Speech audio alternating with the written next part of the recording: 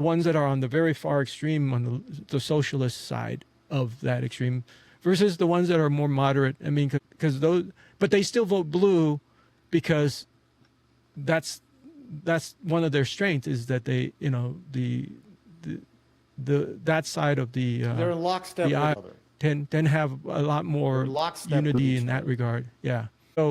So because of that, we see that, but you know, it takes a bit, like I said, for people like Tulsi and for RFK, but they only did it because they got demonized for their opposition. I mean, if you don't oppose or challenge anything, I mean, Tulsi was specifically targeted by Obama. I mean, she's very clear on that. And Bobby was as well by different groups within the liberal side, you know, that really pushed him off. And so that's why he ran as an independent. So we can see that that's one of the things that are happening, you know. And I mean, we the same thing was happening on the right side too, on the Republican side. You know, I mean, Pence, you know, was VP before, and he pulled away a bunch of people. Because of. Today we're talking about we're in an intellectual or an ideological civil war. You can see it. It's palpable. It's obvious. But you keep making my point, though. Even RFK and Tulsi. I'm not arguing against you. Well, you sort of challenged me a little bit.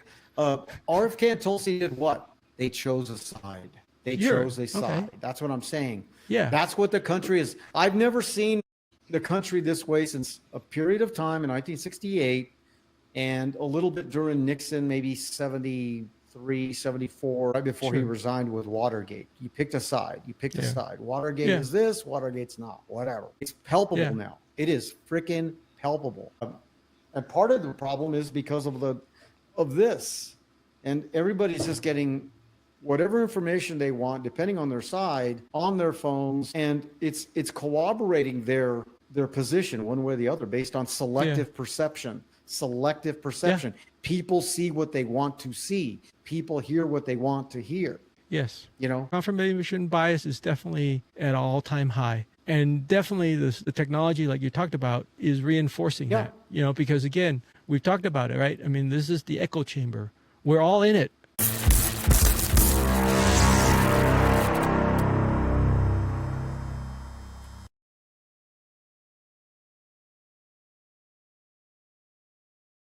Good day, everybody, and welcome to another iteration of Inside Reality. I'm Jeffrey Candelaria. This is Jimmy Tran to my right, or possibly to your left. At any rate, he is the inceptor, the producer of the program. And today, we're going to talk about a pretty, I would say, somewhat of an inflammatory topic, which we're not afraid to tackle. We're in a civil war, whether you know it or not. Call it an ideological civil war, intellectual civil war, sloth, lazy civil war, but the division between this country, between left and right and other fringe elements, it is real. It is absolutely real. And we just witnessed a couple of weeks ago the demise of Charlie Kirk, who, because of his last week, whatever it was, relatively speaking, it takes 9 minutes for the light to get from the sun to the planet Earth, so everything's relative. Okay.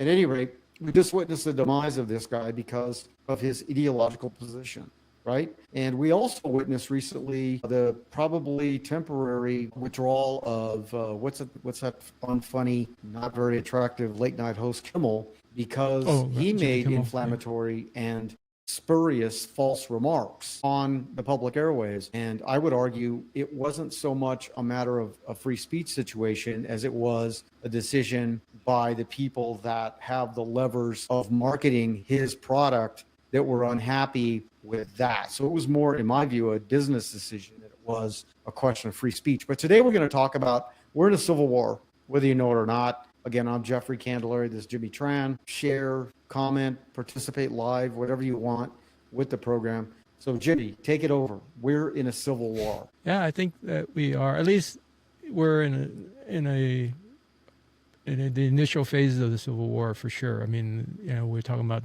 the war of words right now, and certainly we don't want to get to bullets flying, which is where most people think about when they think of civil war. I mean, we're so polarized that we can't even talk to the person on the other side of the aisle, so to speak, without creating, I mean, having very hostile response or emotion. I mean, a perfect example, I think, is what you just pointed out with Nothing's perfect. I understand your point. Probably an excellent example is what you mean, because nothing's perfect. There's no perfection. well, I mean, in the case of, like, for instance, with Charlie Kirk, right? I mean, here is a public figure who, for the most part, stood very centrally. I mean, he was a moderate, if anything. I mean, yes, he had zeal and he had, a lot of emotion, and obviously he was a religious individual, and so forth. I thought he was a religious zealot personally. Yeah, I thought he was that's a fine. zealot. But he didn't abrogate. He didn't encourage violence and so forth. I mean, he did have a very strong stance on the Second Amendment and I don't remember the specifics because I don't really follow his stuff. But once in a while, his video pops up and catch it and whatnot. But I mean, the Second Amendment is a very inflammatory topic to begin with. But that being said, he's the fact that we have literally hundreds and thousands of videos of individuals, I mean, that are literally giddy and celebrating, somebody who, I mean, if it was like a person, like a gang member or some kind of thug or something like that get killed, right? And somebody is ecstatic about it, that's still not great, but that's still understandable, right? I mean, somebody's in the act of committing murder and get killed in the process, right? We don't have sympathy for that, but when you have individuals that seems like normal individuals who on any given day would be very nice to you and cordial and all that, come out and say they're glad to see this person basically killed. Well, I disagree. I disagree with your premise that he wasn't a conservative. He was an unapologetic conservative. No, he's conservative. And he was sanctimonious about it. He was a religious zealot. It hurts me that he was assassinated. I saw the video. I put myself in that place where I actually saw the shot. Sure. And if you saw it, and I really think every American adult should see what happened to the guy. He was shot here and exploded an artery, and the copious flow of blood. I'm not trying to be insensitive to his family, but I'm telling it happened. Okay, so I'm not making something up. And remember, he was assassinated in full view of thousands and thousands and thousands of people, and millions of people have seen the video. The bullet strikes him, and he has a spasm, falls over, but the blood, it's spurting out. I'm not trying to be indelicate. I'm just telling you. He was assassinated in front of thousands of people, including children. Can you imagine the trauma that all those people that witnessed that are gonna face their entire lives? And people to celebrate that action is pathetic. However, concomitantly, the guy was a inflammatory character. He was sanctimonious. Yes, he did take on opposers of his ideological position, but he was overwhelmingly surrounded by people who advocated what he said. Come on, most of the time. Occasionally he would go to colleges that were challenging that. I understand that, but the guy was inflammatory. Now, all I'm arguing is it's okay to have not liked him, and I can even understand people who hated him, but to take it to that level where you descend to violence and assassination, that's unforgivable. It's indefensible. It's pathetic. Here's my point. I can understand millions of people that hated him. I could, because of his sanctimonious religious zealot positions, his unapologetic conservative positions, and all of that. A lot of people hate me. I understand all that. But when it descends to the abyss of violence and public assassination, that's indefensible. It's loathsome, and the person responsible should burn in hell. And I hope he faces the death sentence. If it is that, indeed, that one little weird guy from Utah that was radicalized. I won't even mention his name. Well, first off, the person who did it, yes, it's horrific, in terms of action. To me, the people that are celebrating it and even calling out for more, and then just name off a whole bunch of other people to be taken out. They're cowards in the throw because they're not willing to even do it themselves. Instead, so I'm not allocating that they do. I'm just saying that they're so, I don't even know how to describe where they are in mentally, right? But there's certainly something mentally there that's creating this situation. And I guess I can't understand it. I mean, I guess if you hate somebody so much to the point where you want to kill them or advocate that they be killed, I mean, that's a pretty deep, dark place to be.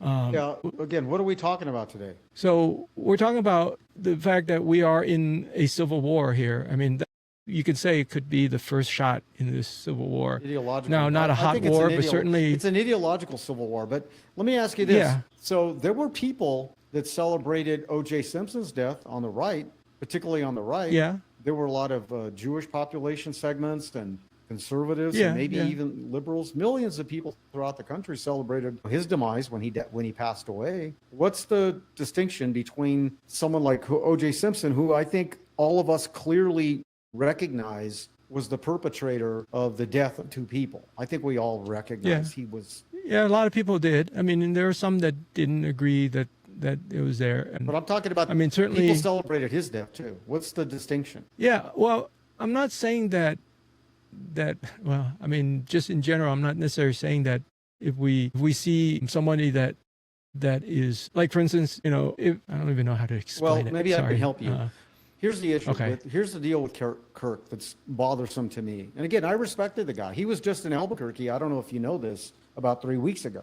Are you aware of this? I heard about it. So he was just here. I don't know the specifics, but yeah. I respected the guy. I didn't deify him. I wasn't like, oh my gosh, he's the greatest. Because I think there's a little bit of, he's almost been anointed as a saint by the right lately. Have you noticed that? There's been this real interesting rallying around him as almost a saint-like figure. I don't think he was a saint-like figure. I think he was an interesting guy. I think he had a lot of guts and a lot of courage. He was smart. He was convicted. I'll give you all that.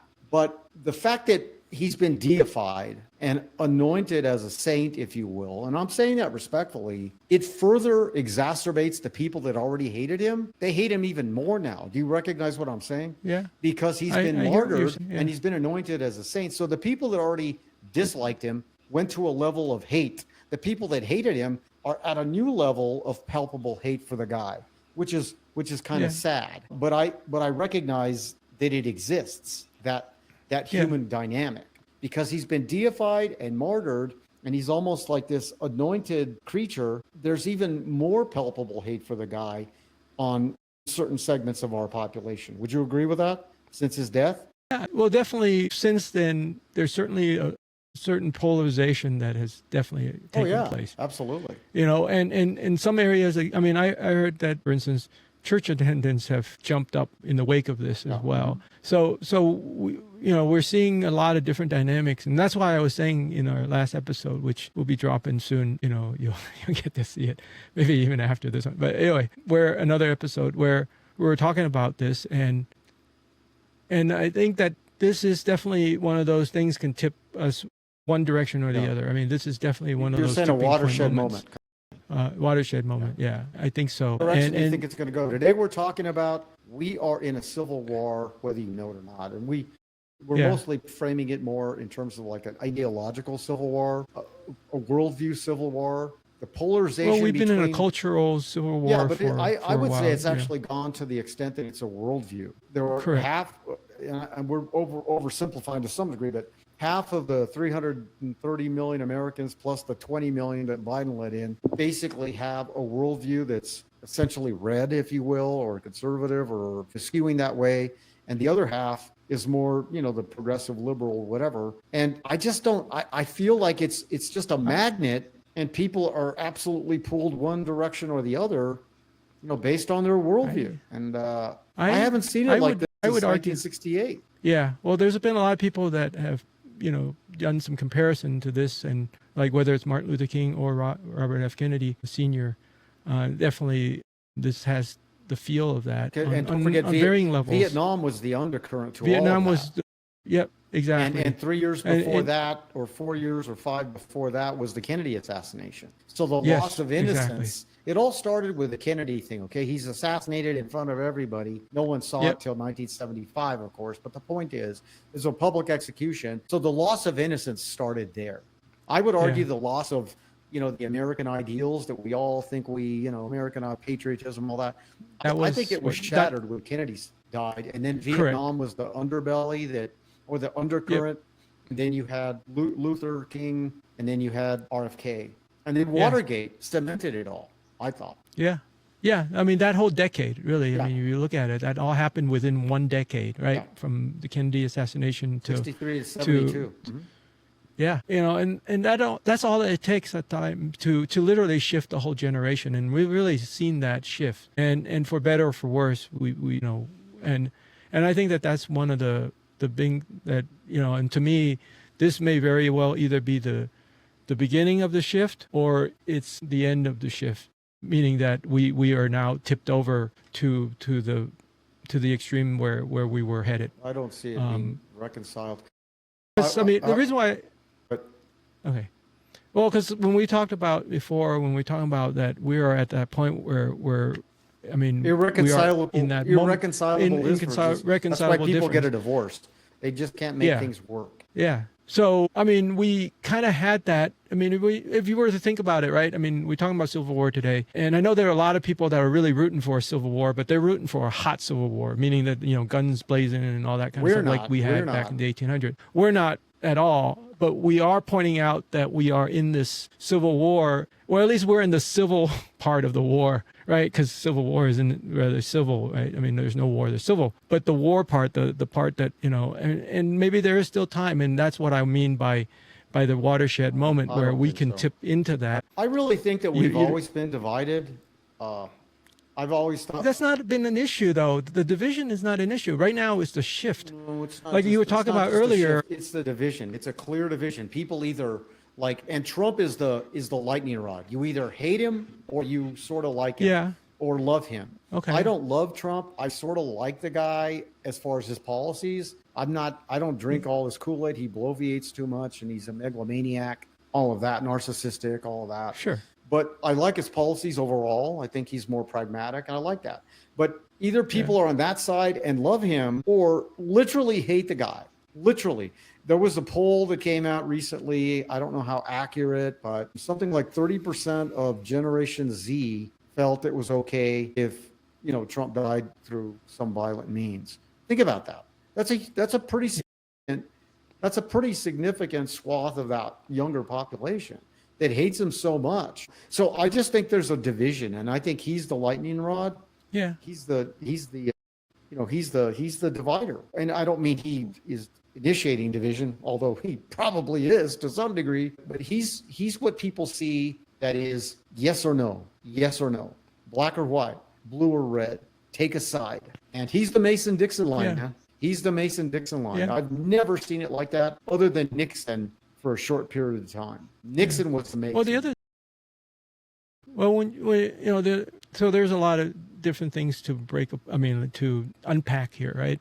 I mean, for one, when we're dealing with this, I don't think the line is blue and red, because you can argue that RFK Jr. and Tulsi Gabbard, they were blue, right? So yeah, but they're on Trump's team. I know they're on Trump's team, but that's only because he's okay. He approached it with a more of a coalition building type of approach, and so we see that on that. For better or for worse, that's what we have. Now, that being said, I don't think that the majority of the people that are on the liberal side, on the blue side, if you will, right? I mean, there's the extreme, like the AOCs and Omar, the squad, they call it, right? And the ones that are on the very far extreme on the socialist side of that extreme, versus the ones that are more moderate. I mean, because those, but they still vote blue because that's one of their strengths, is that they,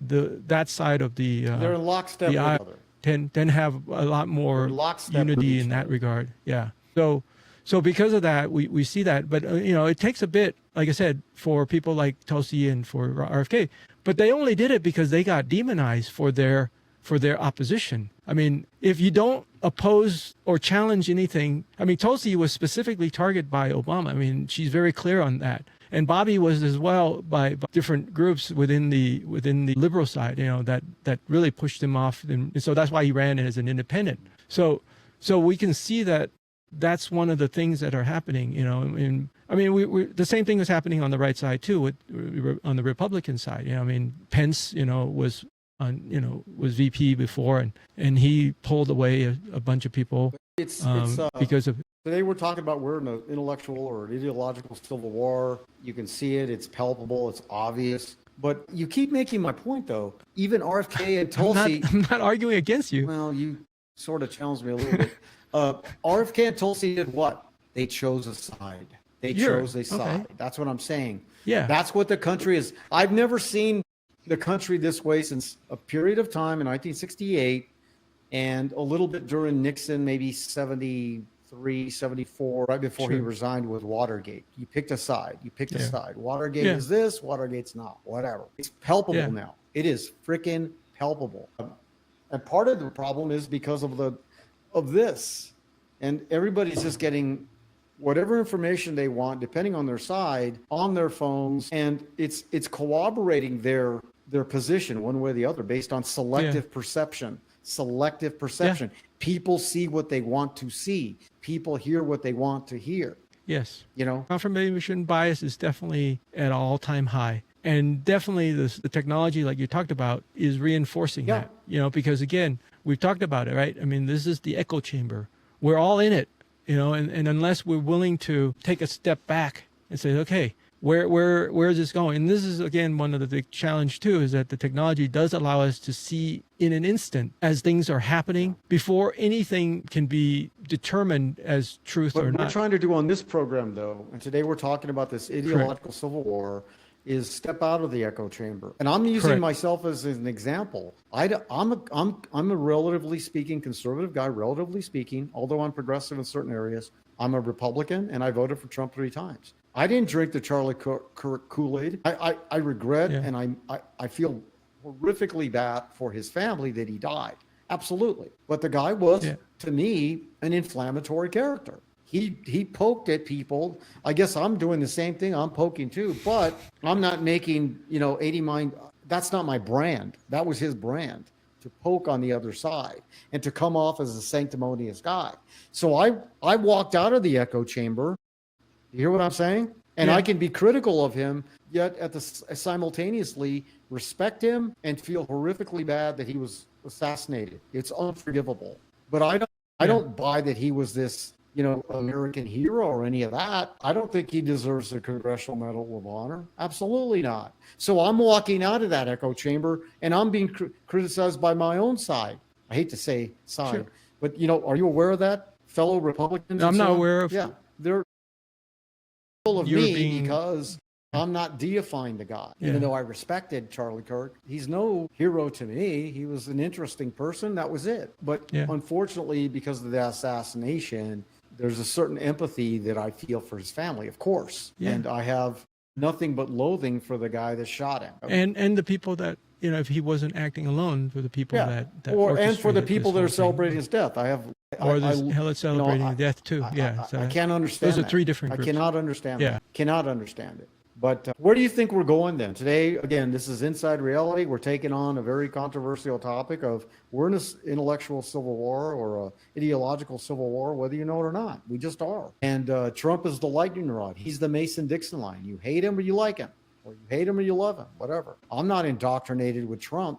I know people that are. I'm not. My neighbors think he's like, Trump is another one of these deified saint guys. It's like, no, he's not. The guy bloviates. He's narcissistic, and he says a lot of inflammatory, stuff as president of the United States. I know we're inflammatory, but we're not the president of the United States. We're just observing, this thing called the human condition. Where do you think we're going? Where do you think we're going? Well, I think that it depends on one of 2 things. One is how big our guns are. Well, what I'm saying is that depending on how loud either side's it's going to get louder. That we can see.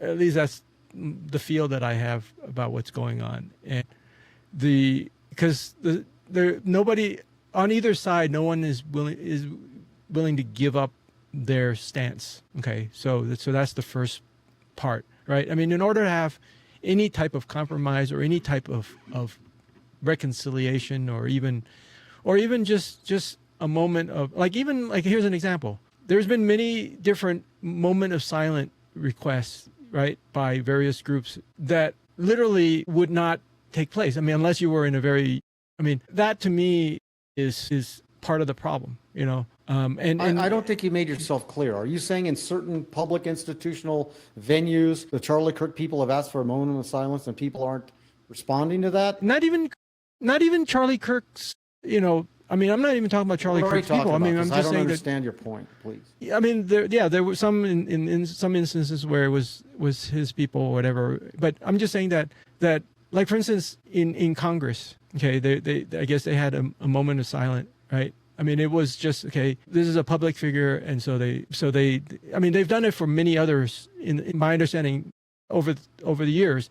So this is not unusual that they would do that. But aside from the people that didn't show up, there was, I guess, a commotion that took place during, where somebody just wouldn't shut up or something. I don't know the extent of it. I just I saw part of a clip. Well, actually, let me clarify. Today, whatever the date is, September 19th, 2025, there was a resolution in Congress to recognize, this Charlie Kirk's demise, and a resolution to kind of like recognize as a moment of silence. And I'm not clear on all the details, but there were 54 Democrats who voted against the resolution to recognize and honor, the legacy of this person, Charlie Kirk. So 54 congresspersons, people that were elected through the democratic process, voted against the resolution to recognize and honor the demise of Charlie Kirk. I don't know all the details, but you get the point. The point is, what person in civility would not sign a resolution to recognize a public figure who was assassinated? Yeah, that's the question, right? And so if we have leadership that are in that camp like that, then we are definitely not in any way able to find any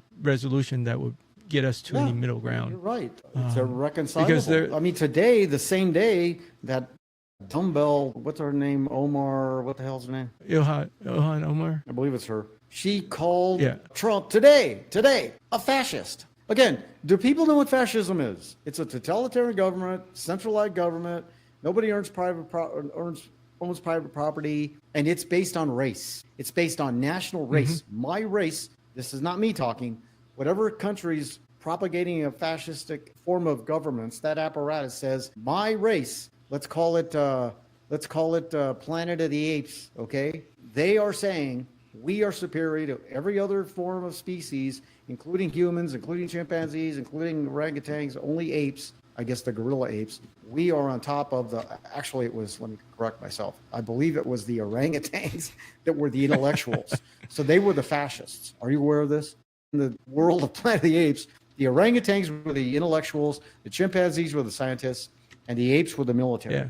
But even within that world, even though they were all apes, right? You with me so far? Yep. Not monkeys. Monkeys have tails. Apes are no tails, and they're a little bit more evolved on the evolutionary spectrum. There was a hierarchy there, and the orangutans claimed the fascistic superiority to even their own kind. But fascism is essentially a totalitarian government where the national race claims itself to be superior to anyone else it interacts with. And for someone like a congressperson to use that word, I mean, just like, interchangeably with, a kingdom or a tyranny or whatever you want. It's a different way. It's a different level of evil. It's a different level of evil to use that word. And most people don't even know the difference between communism and socialism. Are you aware of one of the distinctions? Communism and socialism? Yeah. Well, they're not really. My understanding is that communism is an economic model, whereas socialism is not. I mean, they're not really comparable because they are comparable. That's not true. They're intellectually comparable. So communism is where government owns everything. There is no private property, and everybody is given some sense of sustenance based on the individual need. In a socialistic model, you can have private property. You have some level of redistribution of wealth, but the redistribution of wealth under a socialistic government model, it's based on the person's production. So you're rewarded to some degree based on production. In a communistic model, there is no real reward.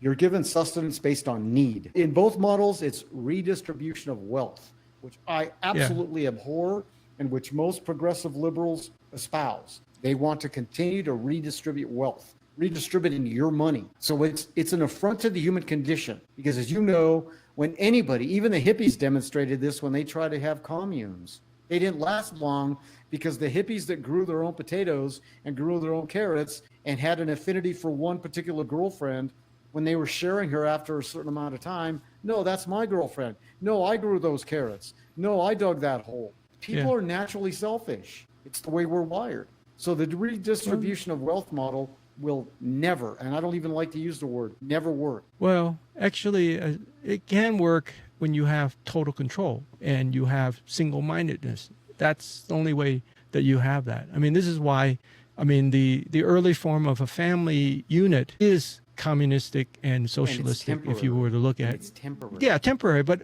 I understand temporary, but I'm just using that as a model. It is not a sustainable form of governance. It's not a sustainable, even if they're subject to coercion, they will ultimately rebel, because people want their own. It's the way we're wired. It's the way we're wired. Yeah, and some are wired one more than others. Well, yeah, everybody has certain biases. I understand that, but yeah, a totalitarian form of government, or under a socialistic model, or particularly a communistic model, where your wealth, you've produced more than I have, but you're going to give your abundance of production. You're not give. You know, but you're doing something more because you're physically able, and a weak person can't do as much work as you. But your work, your production is given to another person who didn't do as much work. You're going to ultimately, whoever the hell you are, you're going to be pissed off about that. You're going to resent the government, and you're going to resent the other person that received your portion of production, your portion of contribution. It may work temporarily, but over time, it causes and foments and engenders resentment. Sure. Because we're wired to value what we earn. Yeah. And we value what we produce. Yeah. That's all you got? We're done? No. Okay. Well, there's What more, are we talking about today? What do you want to talk about?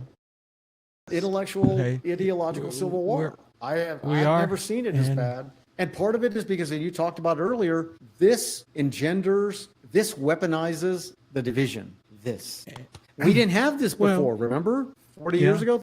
Actually, I see you speak in these general terms, and I appreciate that. However, this can be an excellent tool, because you're in control of it, or you allow it, as you, meaning the person, owning this, right? I mean, because the system, like for instance, if you're on Facebook, okay, they're going to send you anything and everything because the algorithm drives what you see. So that is the part that we're talking about, or at least when I look at it, that's what I talk about, versus the genius of this and the convenience of this and the power of this, right? And so it's a powerful tool, but because we don't use it that way and we allow it to drive us, I think that's where we are right now. I mean, it's steering us into this. The worldview device. That's what it's become. Yeah. We didn't have it. It's always been that way. We did not have a worldview device in 1968. People we do. People didn't even know Martin Luther King died until like the next day in Albuquerque, New Mexico. No. It wasn't instantaneous information that supported your worldview. Absolutely not. Technology has caused this palpable division more than anything else, because we can use convenience and immediate cooperation to reduce uncertainty and to corroborate our sense of what the world should look like. Yeah. You didn't have that in 1968. People didn't even know the Kennedy assassination, in parts of rural America till the next day, or even 3 days later. Yeah. Well, remember, they call these devices initially called the television, right? They tell you the vision. I mean, that's how I, look at it. And so what you just described is essentially that. I mean, except that was a single form of control, because only certain people with a lot of power and with a lot of money able to control what got delivered to us. When the internet and the web and then later on the mobile devices came along, it broke those mechanisms down, and that's where we are today. And because of that, we get to choose to see the world however we choose to see it. And it's much more universal and ubiquitous. Television, you couldn't take your television hiking or riding a bike or on your your scooter or people driving. Today, people are like this, driving, watching, streaming, whatever the hell worldview they want. Yeah. People go to dinner and are looking at their phones. People are, I'm surprised our neck hasn't evolved or de-evolved into a condition where people are hunched over because they're just looking at the damn screen all the time. Actually, that is a condition. Okay, fine. There's a health condition that, all I'm saying is television, it became a phenomenon in the 50s, you're still talking about maybe 60% of the entire population that had it. And it was only on until 11 in the evening, 12 in the evening. Yeah. And it wasn't a 24/7, even little kids had it. You're walking around with the worldview, is what I'm saying. Yeah. Yeah, you are. You could not walk around with a 80-pound television 50 years ago. And remember, television wasn't 24/7 either. Yeah. Well, we have another dimension to that now that's coming and coming fast and furious, and that is AI. AI is built into these new devices now. So the new versions of these devices are built in with AI. So that means that literally, not only do you have a worldview that's framed for you, it will actually do even further reinforcing of that, because anytime you challenge it, it will try to steer you back. Whereas before it was passive. Now with AI on these devices, you're going to see more active manipulation. It's basically a little big brother keeping you back in check. What's really sad about that, though, I was reading a statistic that millions and millions of young people and some older people, relatively speaking, younger to me is anybody under 40, I guess, but have created and populated in their little worlds fake characters that they're marrying. And there was some lunatic chick that said she married that Mangione on her AI phone. The Mangione guy that slaughtered that United Care guy. It's not me saying it. She's in public record saying, "Oh, I married a AI version of Mangione," and she sounded like she was literally in love with a specter, a phantom. No, that raises an AI. But that also raises AI generated specter, which is a ghost. So I don't know if the law is acknowledging that, but certainly there's going to be a push at some point for that. Because that's really where it's going to go. Well, that's the direction that we're headed. Okay. So the question is, do we really my want? Point. We're done. I'm telling you, we're done. Well, it's over. Again, I said this years ago. I've said it on this podcast numerous times. They were talking about Civil War, intellectual, ideological. When societies start celebrating and engaging in their mind a worldview where absurdity is a viable thing, like it's normal, kids dressing up like cats and urinating in cat litter boxes. When absurdity is normalized as a convention, it's over, man. Over. And we're seeing it. The AI thing, to your point, it's taking it to another regressive, de-evolutionary level. It's regression. It's not evolution, it's a regression. Even though it's put forth as a technological progression, it's not. Well, for some that are kind of able to harness that power, we're going to see something interesting there. For and then especially when the AI become more general intelligence, the AGI. But we're close to that now. Now the next tier to that is called super intelligence, which is basically it knows anything and everything and beyond that, not even humanly. I'm pretty good at pickleball. I used to be good at tennis. You anticipate the ball before it gets there. Yeah. That's super AI, man. You're anticipating your client's motivations, their fears, their proclivities, their biases. And you just push those buttons. And you provide all that before they even incepted it in their minds or their hearts. Yeah. That's going to happen. Yeah. That's coming. Yeah. It's coming, and that's going to be the end of us, especially in the context of what we're talking about with this intellectual civil war, because that means that those systems are going to be that much more able to manipulate, and that's the part that I don't think people understand. So that's a good point. And there was a movie. I think we got like 3 minutes. There was a movie in '75 called Rollerball, where corporations sort of dominated. James Caan was in it. It's kind of a silly movie, but corporations owned even the political system. Maybe they do now, and I'm just too ignorant of that. But I think what you're talking about is the super AI thing. technological institutionalized entities will supersede political influence and power. That's how I see it. Yeah. So your senator and your all Pelosi's and all those losers, they're going to be superseded by that super AI technology. That's where the power's going to layeth. Well, here's another scenario too that along that line, right? So imagine for a moment you get one of those AI registered to run for office. Yeah. Right? I mean, and it will get because votes. It elected, yeah. I'm arguing that the political apparatus is going to be eroded, and the technological institutionalized power of AI, that's going to dominate. Sure. That's where the real power is. And our political apparatus is going to be our Constitution. People won't even be reciting the Constitution in 30 years. Watch. Because it's going to be a meaningless form of whatever we thought governance was. Because this other thing is going to have that much power over. Yeah. But and the loss at the end of the day, the loss of the individual as well. Yeah. Well, at the end of the day is what do we choose? You know, I mean, it's one thing to choose that end and choose that outcome.